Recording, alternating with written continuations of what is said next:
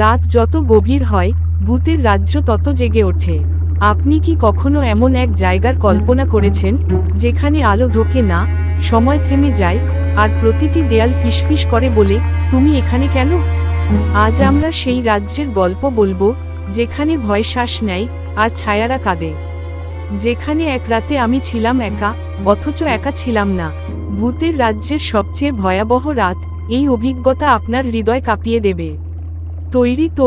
তাহলে চোখ বন্ধ করে শুনুন, আর ভয় পেলে কাঁপবেন না, কারণ গল্প তো এখনো শুরুই হয়নি।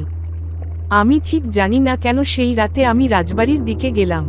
বুকের ভিতর যেন কিছু একটা ঠেলছিল, একটা কৌতূহল, না না, ভয় নয়, কিন্তু অদ্ভুত এক টান। রাজবাড়িটা অনেক পুরনো, লোকের মুখে শোনা যায় এটা এককালে ছিল জমিদার রাজেন্দ্রনাথ রায়ের বাড়ি। লোকটা নাকি হঠাৎ এক রাতে উধাও হয়ে যায়। কেউ বলে সে পাগল হয়ে গিয়েছিল, কেউ বলে ভূতের হাতে খুন হয়।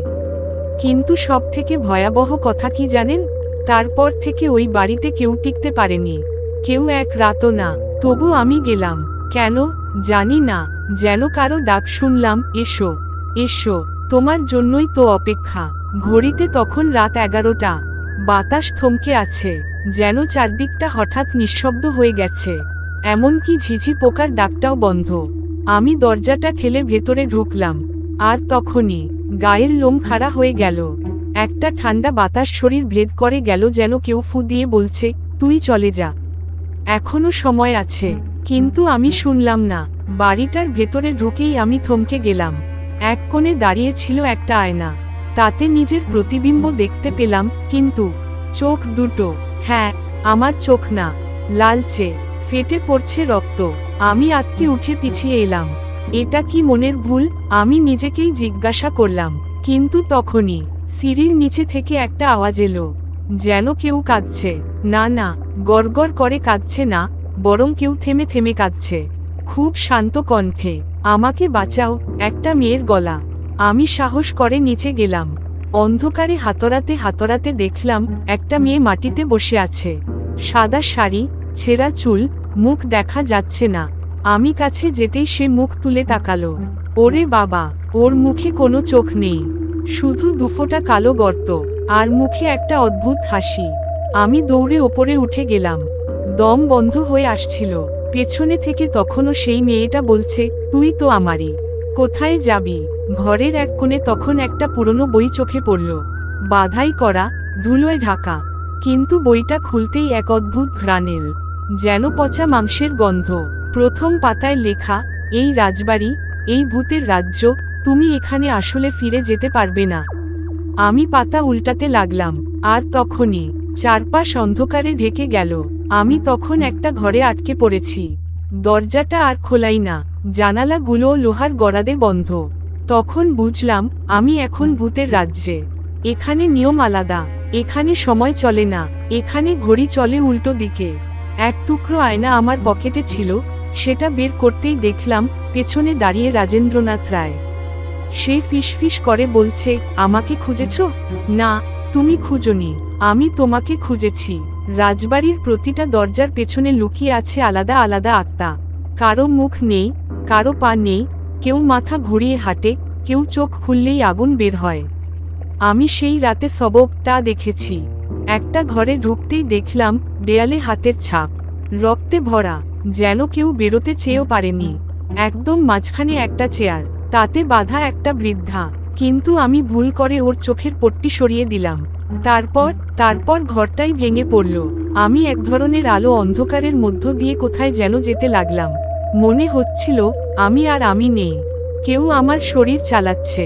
এক সময় আমি পড়লাম একটা অদ্ভুত কক্ষের মধ্যে। সেখানে অনেকগুলো কঙ্কাল, কিন্তু সবগুলো একদম সোজা হয়ে বসে আছে। সামনে একটা সিংহাসনে বসে রাজেন্দ্রনাথ রায়। হ্যাঁ, সেই এখন ভূতের রাজ্যের রাজা। সে জিজ্ঞেস করল, তুই কি বাঁচতে চাস? আমি বললাম, হ্যাঁ। সে বলল, তবে আমার জায়গা নিতে হবে। এই সিংহাসনে তুই বসবি, আর আমি মুক্ত হব। কিন্তু আমি কেন? আমি চেঁচিয়ে উঠলাম। সে হেসে বলল, কারণ তুই এসেছিস, তোকে ডাকা হয়নি, তুই নিজেই এসেছিস। কৌতূহলী তোকে টেনেছে, আর ভূতের রাজ্যে কৌতূহলের মূল্য ভয়ঙ্কর। আমি তখন চরম সিদ্ধান্তের মুখে। আমি যদি রাজেন্দ্রনাথের সিংহাসনে বসি, তবে আমিই হব ভূতের রাজ্যের রাজা। আমি বাঁচব না, আমি আর মানুষ থাকব না। আর যদি না বসি, তবে ওই রাজ্যের আত্মারা আমাকে ছিঁড়ে খাবে। আমি হারিয়ে যাব সময়হীন এক ঘূর্ণিতে, চিরতরে। আমি চোখ বন্ধ করলাম। মনে পড়ল আমার মা, আমার ছোট বোন, আমার পুরনো বাড়ির বারান্দা, সন্ধ্যার বাতাস। না, আমি হারাতে পারি না। আমি থাকতে চাই, ফিরতে চাই। আমি হঠাৎ দৌড়াতে শুরু করলাম। জানি না কোথায়। ঘরের দেয়াল ভেঙে পড়ছিল। ভূতের চিৎকার, কঙ্কালের শব্দ, সেই চোখহীন মেয়েটার কান্না, সব একসাথে। আর তখন একটা দরজা খুলে গেল।